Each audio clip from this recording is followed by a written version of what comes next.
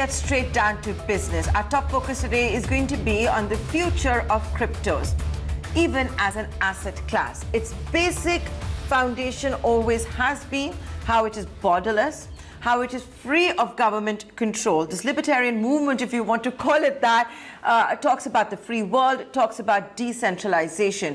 But today, there was a very big event. It actually was overnight and late night in the United States, morning time for us, where the FBI actually seized Bitcoins worth nearly $2.5 million. This was on the back of the cyber ransomware attack on its pipeline system, which had actually caused commodity prices, including that of gasoline, to skyrocket. So what is the future of crypto and Bitcoins now that the FBI can actually break a crypto wallet? Did it do that? On what information did it actually get access to this alleged attacker's crypto wallet? I'm going to be discussing that and more with Ray Wang, who's joining us all the way from Silicon Valley. We always appreciate it when he joins us live because it means he wakes up around 5:30 a.m. to be fresh and live on Startup Central. Ray, when we emailed you yesterday, we thought we were going to be talking about Apple, but there is so much more that has happened since then, right? Like, look at the 24-hour news cycle. I want to begin by asking you, as far as this big news overnight for us in India, FBI seizing Bitcoins, is it shaking the very foundation of cryptos? It's shaking the very foundation of how people believe cryptos are used and how they believe the privacy of their money is being tracked. And I think people are very surprised that the US actually has the capability to track those Bitcoins and track the transactions and track down the individual payments of it. I think Bitcoin as it is on its own is safe. It's the actual transactions and how they actually trace how those cryptocurrencies were actually transacted and captured and getting the Bitcoins back. That's what people want to know, how they did it. And I think there's going to be a lot of conversation about this over the next 48 hours.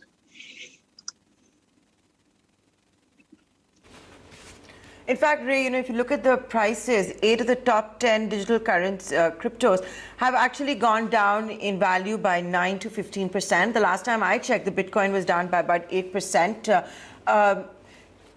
Clearly, it's a thumbs down from the markets, which are perhaps still absorbing the news.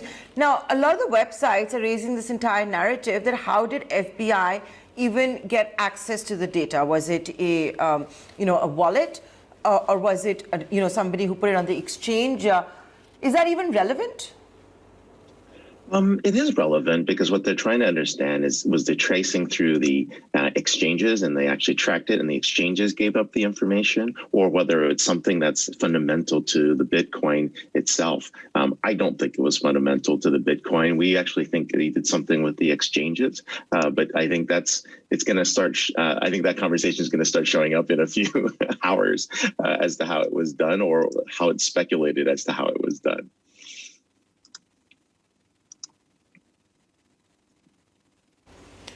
Okay, because the point also was that, is it a self-custody wallet, as they call it, or was it a public ledger? I don't know if that's going to be also the conversation now, which is safer. But does it actually make this is it safe to say that the FBI seizing all of these Bitcoins and, worth about $2.5 million actually shows that the law enforcement agencies have a hack? Yes, it is basically what happened with the private key on the wallet. And when you realize that there's a hack on the Bitcoin wallets or that Bitcoin wallets can be hacked, that's what I should be concerned about. I think what people are going to realize is that the Bitcoin itself is not hackable in that sense, but a wallet can be. And the keys inside the wallet and how a wallet is shared, that information is what you have to worry about. Not all Bitcoin wallets are created equally, as some of the hackers have now realized. This is leading to, of course, the downslide, probably almost 8% on the cryptocurrency at the moment. But I think that's not the issue. The issue is whether your cryptocurrencies are being stored in a safe manner or not, and how those cryptocurrencies are being tracked, and how they even knew how to access the private key or password into a Bitcoin wallet. That's going to be the conversation people are going to ask about. And of course, the next ransomware attack, I don't think they're going to be using the wallet that they used. So.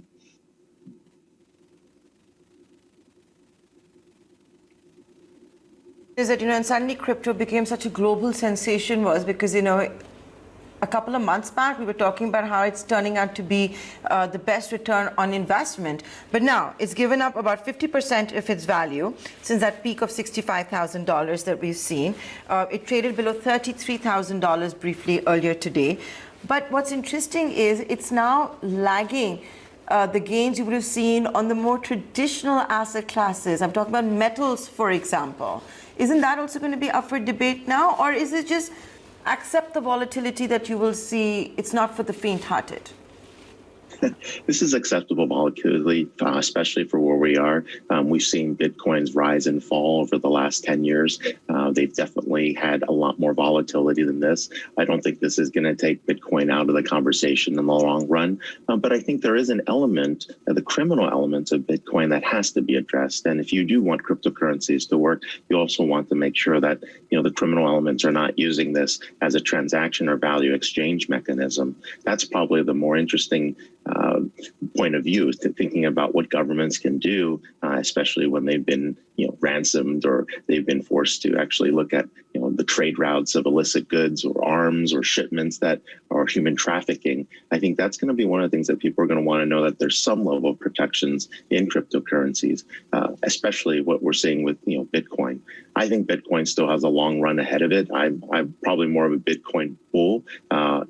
We've seen what's happened over the last weekend at the Miami Bitcoin 2021 conference.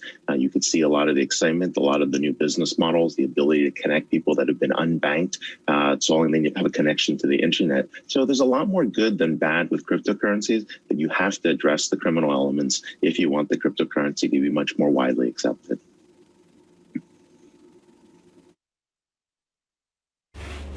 I want to ask you one more question on cryptos before I switch to another topic.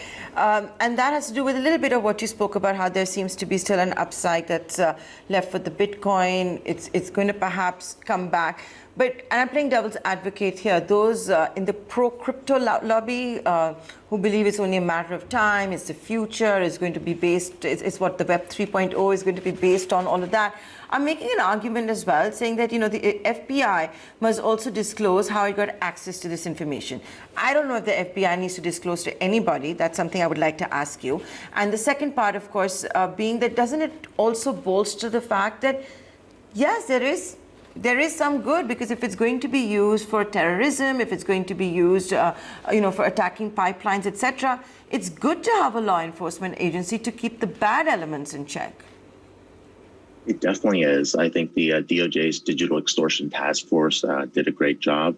I think they were waiting for something big like this to kind of reveal what they could potentially do, and really going after DarkSide to do that. But I think this has also been an investigation that's been in the works for quite some time, as they've been looking at these extortion groups, has been looking at human trafficking, arms shipments, along with other illicit goods. I think, it's as they mentioned in many conversations, you have to follow the money, and sometimes it's you don't track the money, you track how the money has been used. I think that's what they've been doing, and I think people will start to realize that if it's the Bitcoin wallet, if it's the exchange, there are different things that people can apply as tools for digital enforcement, especially around this digital ransoms.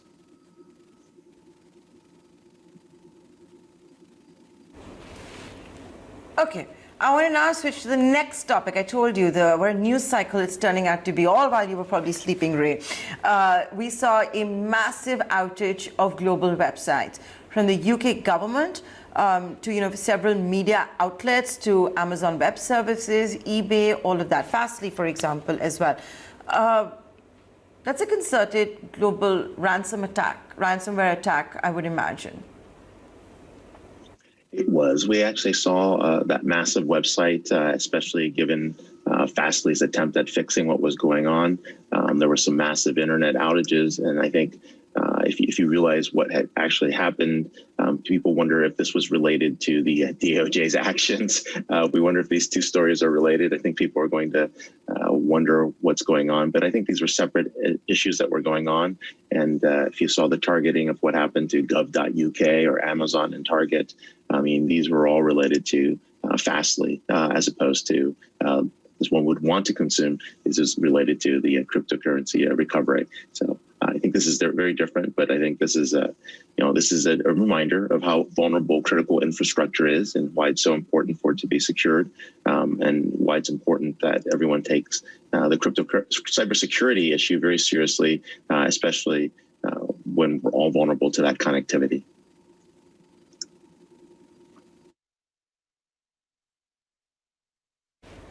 But once again, does this also not create the entire need for having a concerted effort by the sovereigns for cybersecurity?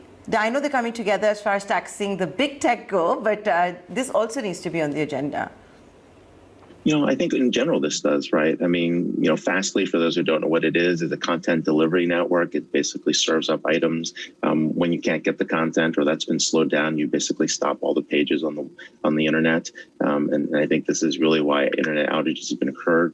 Global governments, have an opportunity to actually come together to work on how to actually solve these kind of issues with internet and cybersecurity. I think they have in the past, but I think this is something very unique. Usually these are inside jobs that have occurred that have driven that kind of situation. So I think people have to actually understand that. So security is not just the cybersecurity, but it's also the physical security inside organizations that you have to worry about.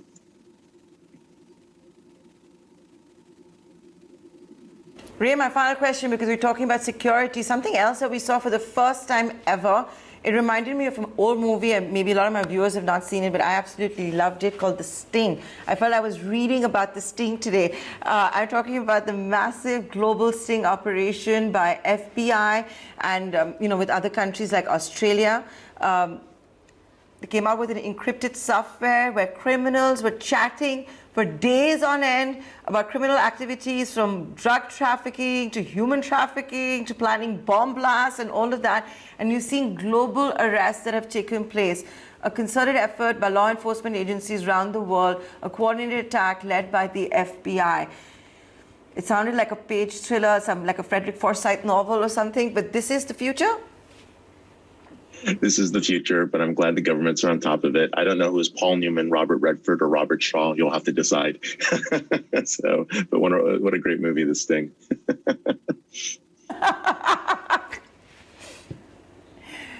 Yeah, I'm sure. I don't know. Maybe we're going to have the new Sting of this generation based on the events that we saw today. But Ray, it's always a pleasure talking to you. Thanks so much for joining us today right here on StartUp Central.